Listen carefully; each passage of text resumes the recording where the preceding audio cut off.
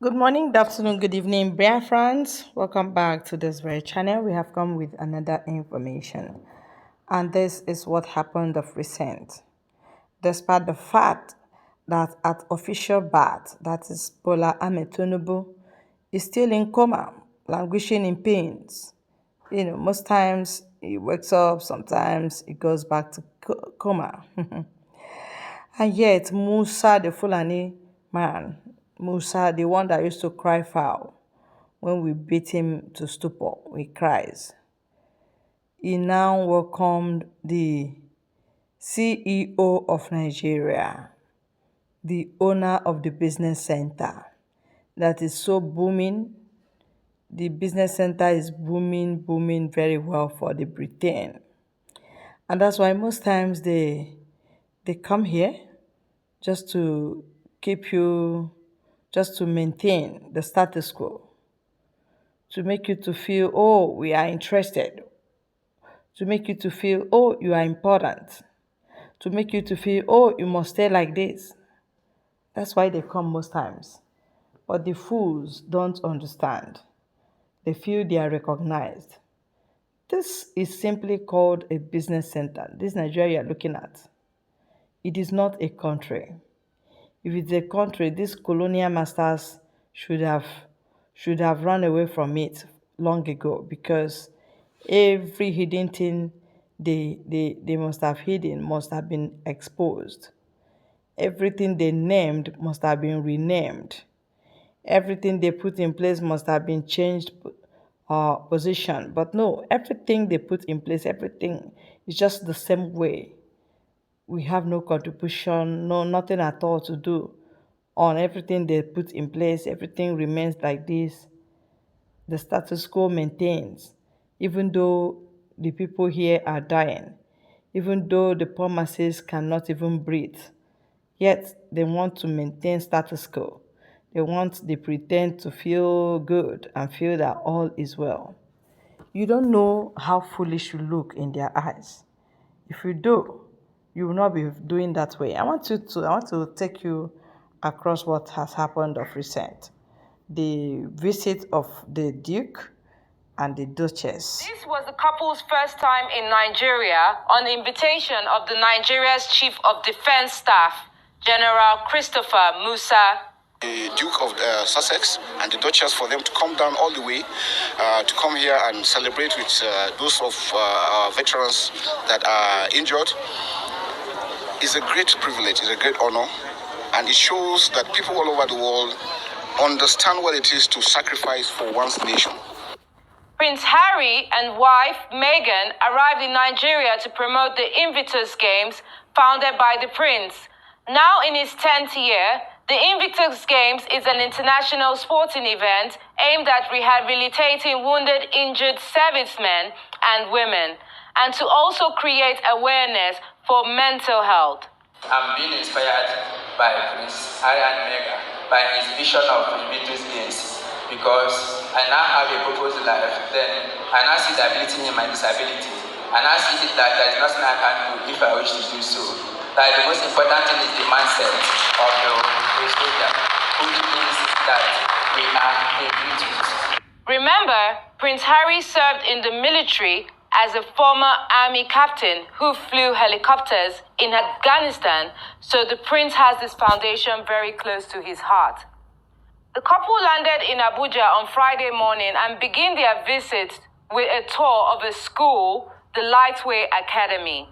There, Prince Harry addressed one of his biggest causes, mental health. The children were very honored to have them. If you take anything away from today, just know that mental health affects every single person in the entire world. The Duchess of Sussex wore a peach-colored maxi dress in sandals and very cute earrings for her first look in Nigeria, while Prince Harry wore a matching beige shirt and pants. On that same day, Prince Harry left the Duchess to rest while he continued his visit to meet with the wounded soldiers at a military hospital in Kaduna. In Kaduna, Prince Harry met with the state governor, Ubasani. the governor presented him a painting of him and his late mom, Princess Diana. He also gifted the prince a popular attire in Nigeria called agbada. The next day, the Duke and the Duchess of Sussex started their day with a volleyball match by the injured soldiers at the Nigeria Unconquered event. Prince Harry actually played this game, but his team lost. After the sit-down volleyball game, the Duchess and the Duke attended a reception which included performances from drummers and traditional dancers, where Prince Harry addressed the families of injured soldiers. Think back to the past 10 years and think about the different Invictus Games that have been run in countries all over the world. There are some significant moments that stand out in my mind.